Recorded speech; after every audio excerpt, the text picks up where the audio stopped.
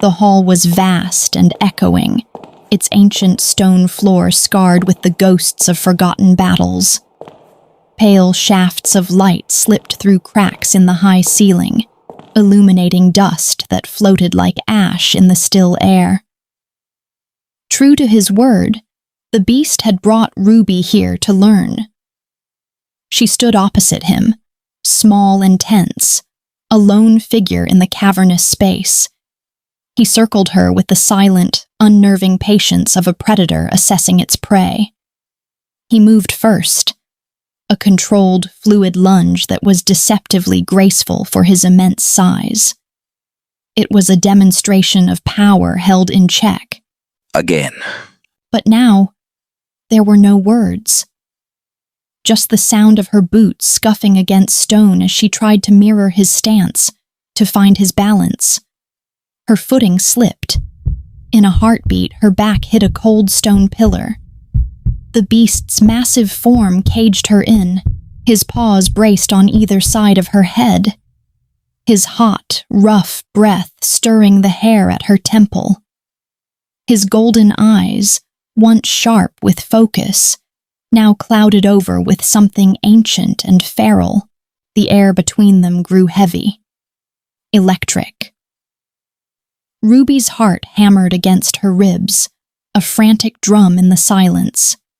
She saw the monster surface, the raw, mindless hunger. It was the same terrifying gaze from the snow-covered woods, nothing like the calculating creature she had come to know. But instead of freezing her, the memory ignited a shocking, defiant trust. Slowly, deliberately, she lifted her hand. Not to strike, not to push him away. Her palm came to rest against the side of his muzzle, her touch steady and cool against his hot, bristled fur. The effect was immediate. The beast flinched back as if scalded. The feral gleam vanished from his eyes, replaced by stunned shock, and then a deep, settling horror at his own loss of control. He retreated several paces, turning his head away, his chest heaving.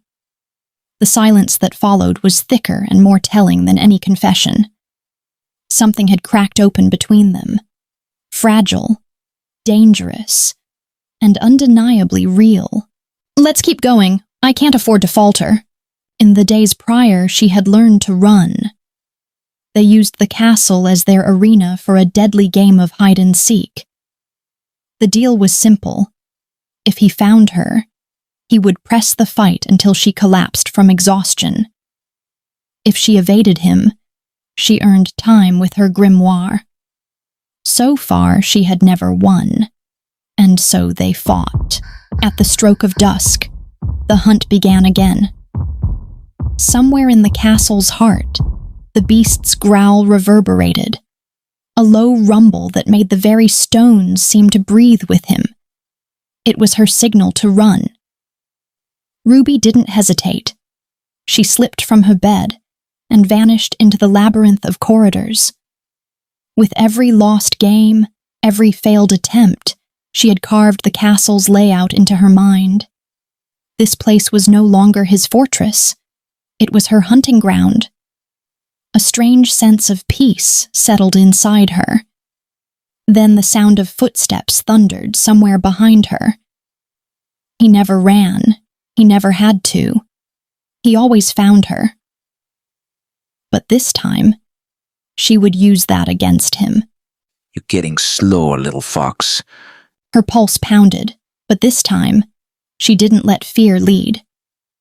The first time she had to run, as her village burned, she had been paralyzed.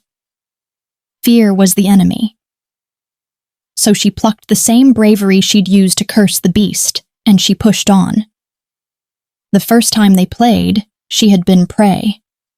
Now she was learning to be a ghost. She used the castle's age as her weapon. Loose floor tiles, echoing halls, drafts that carried sound in wrong directions. A dropped key clinked deliberately in the west wing, and he followed the illusion she'd left behind. For the first time, she heard him falter. For the first time, he lost her. The beast stopped walking and started running. A new fear seized him. Had a curse trapped her? Had she stumbled into a dangerous ancient spell? He could smell old magic coating the air. While he searched in frantic, genuine worry, Ruby climbed hidden staircases and slipped under the ballroom's shattered glass dome, finally entering the grand dining hall. The sun was dying beyond the high windows. It was time for the game to end. There, she sat, waiting. The beast searched every shadow, every crevice. The prey refused to be found. And then a whiff of her scent. The faint, perpetual fragrance of the rose that always enveloped her. He followed it. And there she was. At the far end of the impossibly long dining table, sitting calmly in the fading light, a small, proud smile on her face. The table, as if by magic, was laden with food. The beast stood in the doorway, worried, breathless. Ruby. Welcome back, I won.